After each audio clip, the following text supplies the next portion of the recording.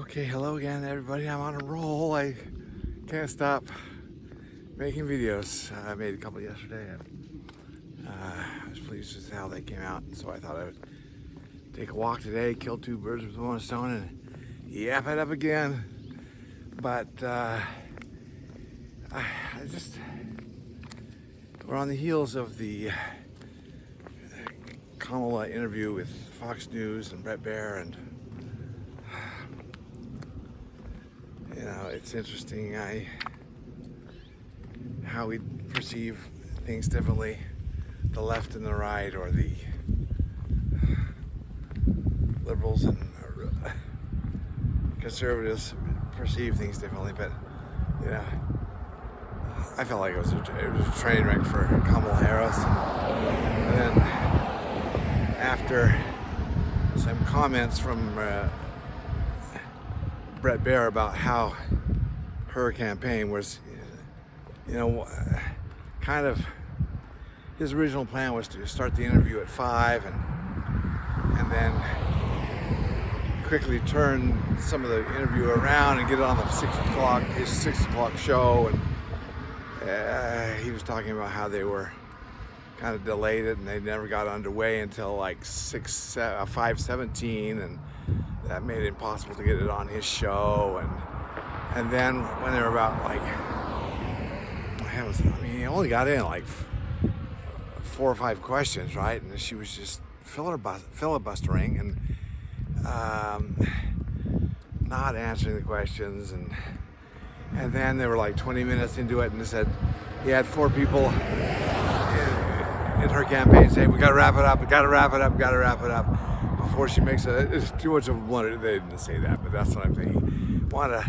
They got their sound bite, I guess, where they wanted to show her a tough side of her, pushing back against Brett Baer, and I don't know, I thought it was a train wreck. And I listened to a lot of commentary on not a lot, a few people whose opinions I respect. It's just a train wreck, but it made me think of, in discussing politics with the left, in general, I think Ben Shapiro's sticker on his computer that he has when he says, "Facts don't care about your feelings."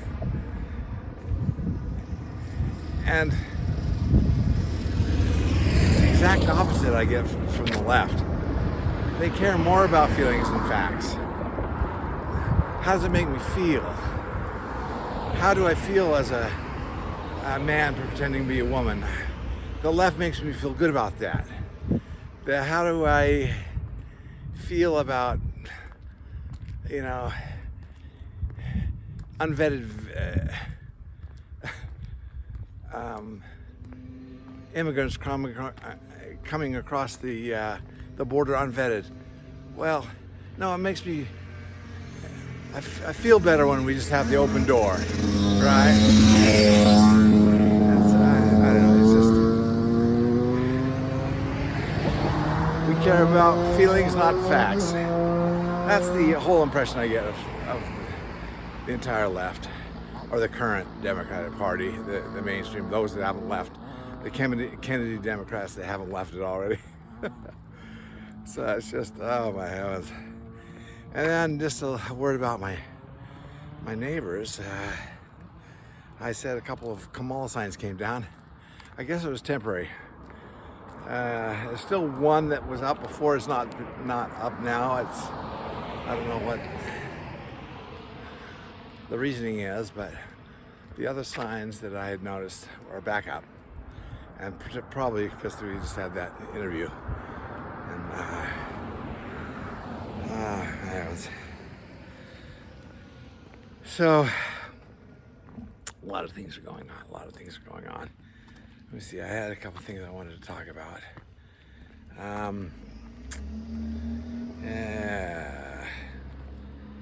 Let's see.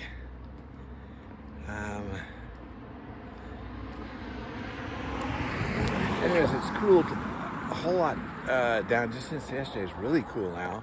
We had some nice rain last night, and it got everything nice and moist again. And as our sprinklers had turned off earlier in the week, and so we got some rain. That was nice.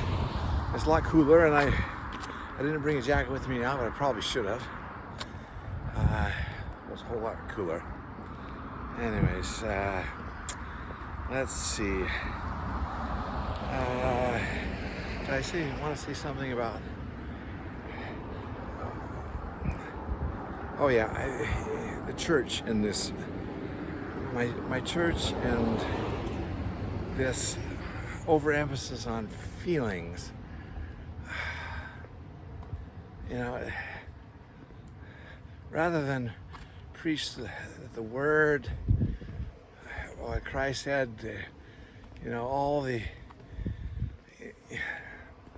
I don't know, there's a lot of people that seem to be ultra sensitive to people's feelings and in sacrifice of what the facts on the ground say.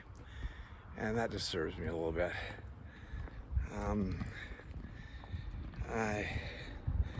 I felt like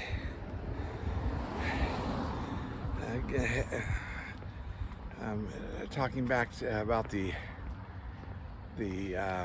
letter that I spoke about on my last video. You know, you look at the content of that. No reference the letter. There's no reference to God or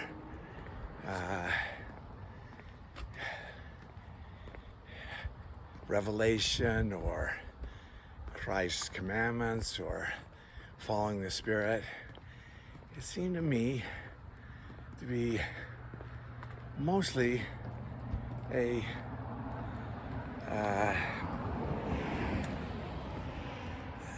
political statement, almost like, you know, we want to stay relevant, or what's the word, relevant. We want to protect our public image and be thought of as a people that are respect government leaders, our health leaders, regardless of what they say. And in the letter it talks about for the purpose of keeping temples open. Of course, the government was threatening shutting down everything, right? And we wanted to keep our temples open. So perhaps some of the brethren thought that, oh, this is our way to appease Caesar.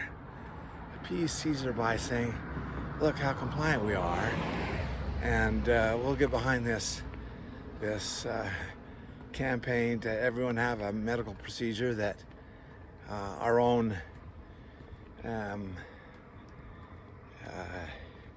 handbook says it's up to the individual, and everyone should seek the guidance of the Holy Spirit on, and which never changed before and after. But this seemingly strong urging from the leadership to get this procedure, so not to stay healthy, so we can keep temples open. I felt like this was, I don't know this, but heavily influenced by the PR department or our law, you know, staff lawyers saying that we need to show our, you know, the PR department is in charge of protecting the image of the church, and what?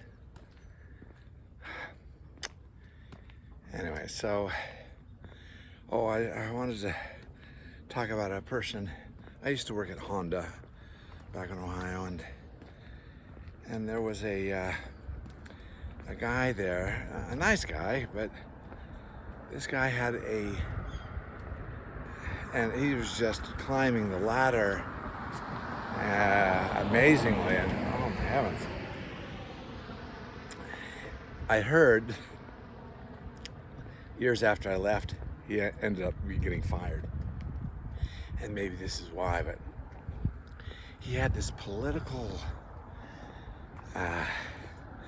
sensibility about him that in the factory, built Honda cars, anything positive going on in that factory, he seemed to somehow get his name attached to and take credit for it. It was like, and we could all see right through it. It was, political BS. He was a nice enough guy, but everything was a political calculation, it seemed.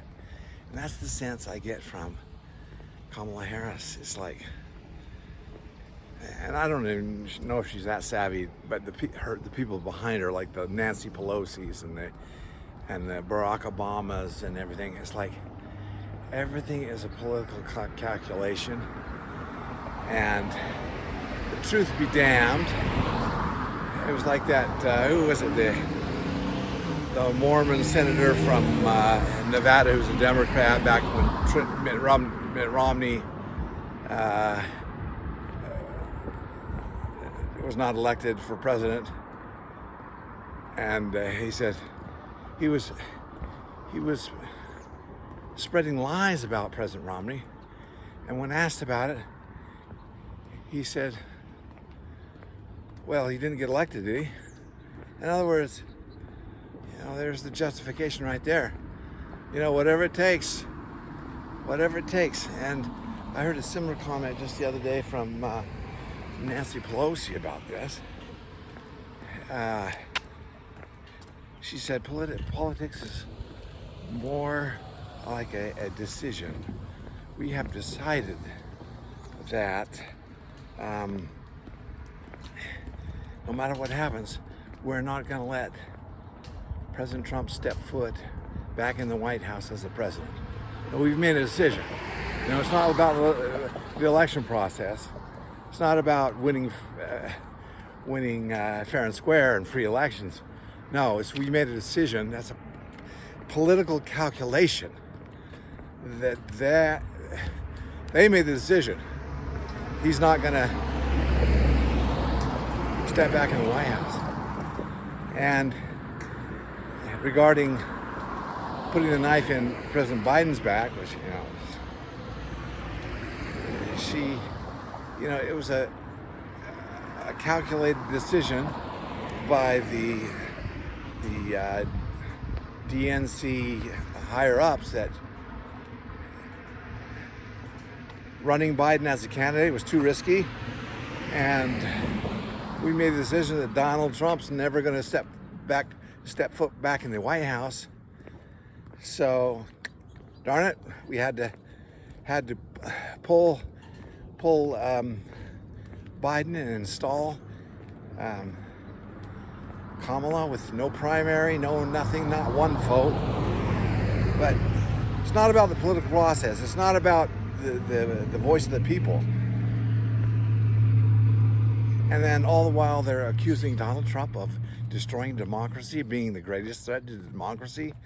This is the hypocrisy of the highest order. And I don't know how they can say it with a straight face. But to them, whatever it takes.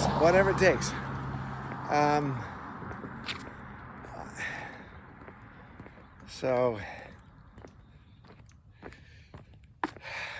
it's just, it's funny. And then talking with people on the left that just cannot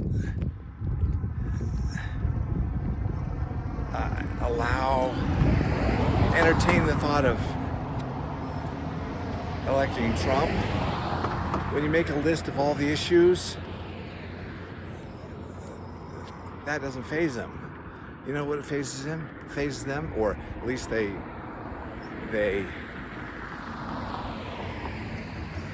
want to make us believe that this is their biggest hitching point is, oh, he did not accept the results of the of the last election. What? He's out of office, isn't he? Hillary Clinton is still talking about how President Trump wasn't a legitimate president. Do we have a fit about that? No, we just, you know, kind of laugh her off and say, no, facts don't care about your feelings, Hillary. I know she thinks she deserved it, but that's the hitching point, or at least that's what they claim. That was what keeps them up at night. And then they tried to blame him for January 6th. Have you heard what coming out about Nancy Pelosi and how she Trump's request to have a National Guard there, but they didn't. Nancy and her people didn't like the optics or the what is it? Senate security. The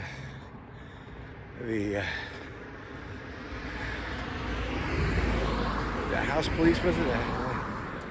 Didn't like the optics, so they called everybody down, right? So her story is falling apart. The wheels are coming off, and I'm totally amazed at the brazenness with which they tell these lies. Yeah, Trump's prone to use superlatives. I have the best crowd, the biggest crowd, the best that, the best that. Okay, superlatives. That's the way he talks. But essentially, he tells the truth. Okay? And he tends to use superlatives when he building up a candidate who is, you know, a Trump supporter or something like that.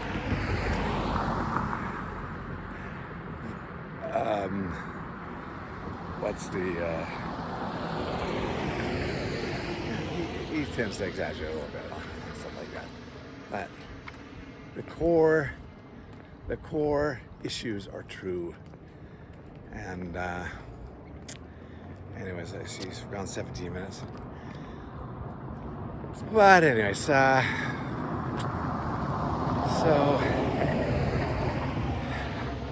the wheels are coming off Kamala's campaign, and more Democrats are joining the Trump train, and it'll be interesting to see what October surprise the Democrats can fabricate or manufacture to try to derail Trump. Just like as Nancy Pelosi said, no, they made a decision. He's never gonna. Okay, does that sound democratic to you? Does that sound like democracy is being protected? Heavens no. This is who they are. They want to win at any cost, all costs. And anyway, so get out there and vote, everybody. So thank you very much for listening. Bye-bye.